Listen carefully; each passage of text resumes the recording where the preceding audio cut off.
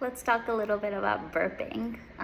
So breastfed babies actually don't need to burp as much. They don't necessarily have to be burped after every feed. If they look like they're gassy, then maybe do it. But if they're sleeping peacefully after being fed, you do not have to wake them up to burp them. So you're gonna know that a baby sort of, versus like bottle fed babies, you do sort of like need to burp them a little more because they are probably getting a little bit more air in. You're gonna know a baby is gassy when they sort of are like super stiff and they're not able to like round or bend or be as floppy.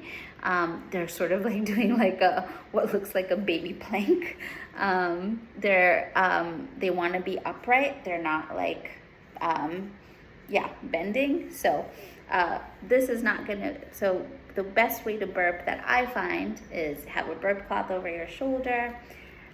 Put baby up over your shoulder so that your shoulder is sort of in their belly. And it's pretty up high actually, and then you're tapping them to get a burp out. Another way that I like to burp too is to have them sitting leaning forward, sort of like this.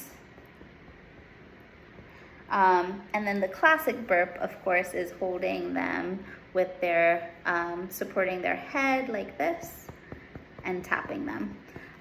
Sometimes they might need more than, a little time to burp, but typically, again, not necessarily after every feed, but sort of for breastfed babies, see how they do, and then for formula fed or bottle fed babies, definitely always after the feed.